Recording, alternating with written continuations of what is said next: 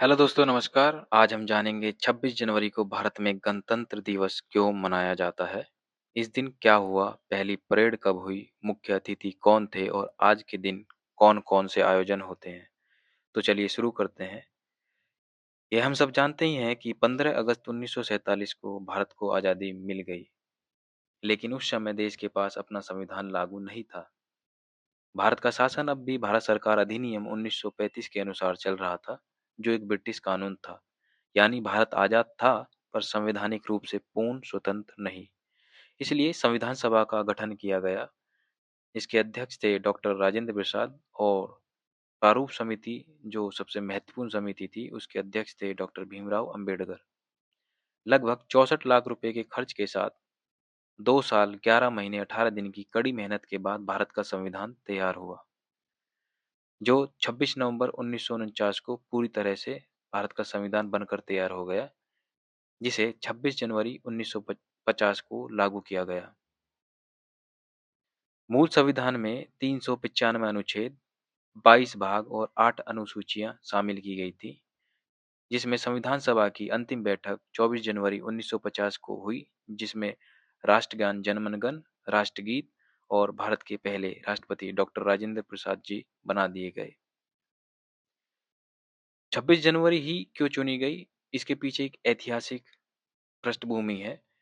1929 के लाहौर अधिवेशन में कांग्रेस ने यह घोषणा की थी कि वे 26 जनवरी 1930 को पूर्ण स्वराज्य दिवस मनाएंगे, और उन्होंने इस दिन पूर्ण स्वराज्य दिवस मनाया भी। यह दिन अंग्रेजों से पूर्ण स्वतंत्रता के संकल्प का एक प्रतीक था।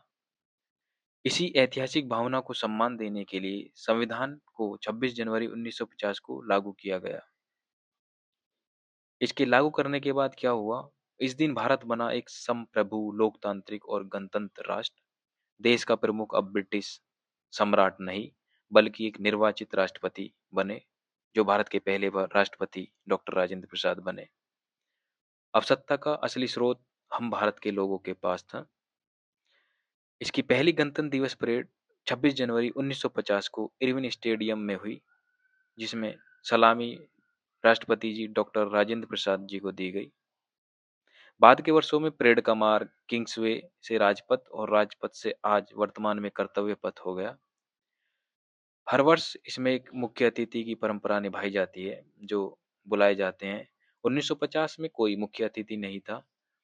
पहली बार 1951 में पहले विदेशी मुख्य अतिथि इंडोनेशिया के राष्ट्रपति सुकर्णो आए। इसके बाद नेपाल, चीन, ईरान, यूगोस्लाविया और अन्य महत्वपूर्ण देशों के नेता इसमें अतिथि बने। मुख्य अतिथि भारत की विदेश नीति और मित्रता का प्रतीक होते हैं। तो आज के दिन क्या-क्या आयोजन होते हैं, उसके बारे में चर्चा करेंगे। इसमें राष्ट्रीय परेड होती है, जो कर्तव्य पथ पर नई दिल्ली होती है। थल सेना, नौसेना, वायुसेना की परेड इसमें शामिल होती हैं। राज्य की सांस्कृतिक झांकियाँ इसमें दिखाई जाती हैं, प्रस्तुत की जाती हैं। वायुसेना का फ्लाई पास्ट होता है। वीरता पुरस्कार जैसे परमवीर चक्र, अशोक चक्र इसमें दिए जाते हैं। बाल वीरता पुरस्कार दिए जाते हैं। राज्यों, स्कूलों और संस्थाओं में ध्वजारोहण और सांस्कृतिक कार्यक्रम का आयोजन किया जाता है। इसलिए कहते हैं भारत में संविधान सर्वोच्च है। 15 अगस्त ने हमें आज़ादी दी, लेकिन 26 जनवरी ने हमें संविधान, अधिकार और गणतंत्र प्रदान किया। इसी गर्व के साथ हर साल 26 जनवरी को गणतंत्र दिवस मनाया जाता है। जय हिंद, जय भारत।